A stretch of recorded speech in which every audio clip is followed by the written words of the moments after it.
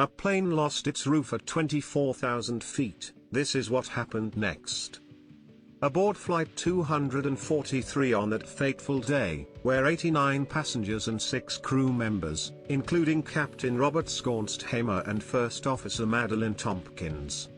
Together, they had more than 10,000 hours of flight experience with this model of aircraft, the Boeing 737. The plane was 19 years old, about 10 years from the end of its expected lifespan. And earlier that day, it had made 3 round-trip flights from Honolulu to Hilo, Maui, and Kauai. Nothing unusual is noted in the pre-departure inspection. And the plane had recently passed a Boeing service bulletin and an airworthiness directive by 2 separate inspectors. On paper, the aircraft was in top condition and ready to go. However, as one passenger was getting on, she looked out over the boarding bridge and noticed a crack in the aircraft's fuselage about halfway between the aircraft door and the bridge hood. She assumed the staff must have known about it, and so said nothing to any ground crew or personnel. After all, pre-flight checks were cleared, the plane took off without incident. The aircraft began its ascent, climbing up further and further with passengers still being shown the seatbelt on signs.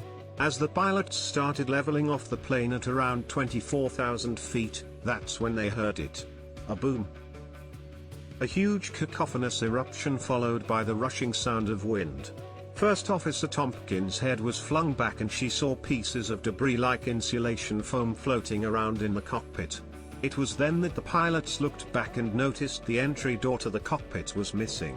But where the first-class ceiling should have been, all they could see now was blue sky.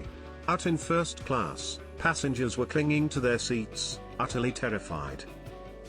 They'd witnessed a small section of the left-hand side of the plane suddenly rupture, which had led to explosive decompression of the cabin and 300-mile-per-hour winds ripping off the roof. Now aircraft have cabin air systems that control pressurization, airflow, and temperature. The higher up in the atmosphere a plane flies, the less oxygen there is and the colder it gets. So, these systems are critical to ensure passengers don't suffocate or freeze on their flight. When combustible decompression happens, these systems stop working, which is why on passenger planes, oxygen masks drop from the ceiling. However, on Flight 243, an 18-foot section of the roof and sides of the plane had been torn off above the passenger's head along with their oxygen masks. They were, thankfully, still strapped into their seats, but the cabin crew that had been standing there had to cling on to anything they could to prevent being swept off their feet, but tragically one didn't make it in time. Number 1, Attendant Clarabelle Lansing, was immediately swept out of the hole that appeared in the left side of the aircraft. Number 2, Attendant Michelle Honda, was thrown to the ground, but managed to crawl up and down the aisle to check on the passengers and try to keep them calm. With the cockpit still mostly intact, the pilots donned their own oxygen masks. They realized quickly that all of their controls felt loose. The plane was rolling left and right, threatening to drop out of the sky any second. Tompkins turned their transponder into an emergency code to notify Honolulu that they needed to make an emergency landing in nearby Maui. But the noise of the cockpit was so loud none of her transmissions could be heard. The pilots couldn't communicate with the flight attendants or even hear one another.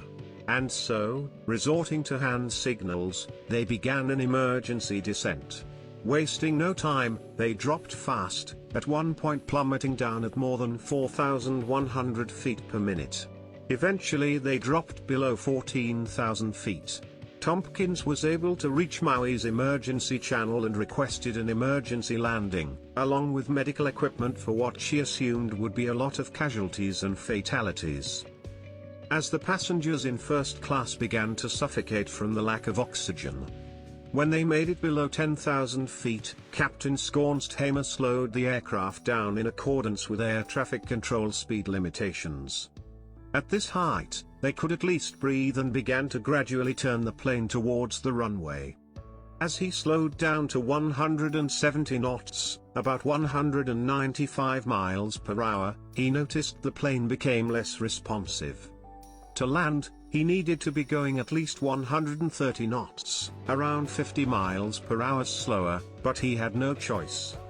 It was either slow down and lose control of the plane in the air, or make it to the runway and risk crashing in a super speedy landing. He ordered Tompkins to lower the landing gear. The main gear light flashed green, but one extension light wasn't green, the nose gear wasn't down. They manually overrode the computer to drop it, but the light refused to illuminate. They tried it one more time and pulled the override handle down, but the light still wasn't on. And instead of wasting time trying to clear it, the captain insisted on landing the plane immediately. If he was wrong and the front landing gear wasn't actually down, they weren't going to hit the tarmac at almost 200 miles per hour, without anything to stabilize the front of the plane.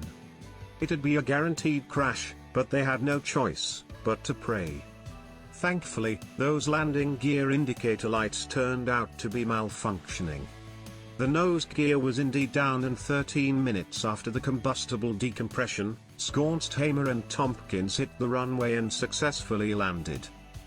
What greeted the emergency services at Kahului Airport made everyone's jaws drop. The plane had been ripped open like a can of sardines. Of the 89 passengers and crew, 65 of them were injured, 8 seriously, and 1, Clarabelle Lansing, fatally. The plane too was damaged beyond repair. Sadly, Clarabelle Lansing's body was never found, but it could have been worse were it not for the incredibly brave actions of the crew. They were rightfully hailed as heroes.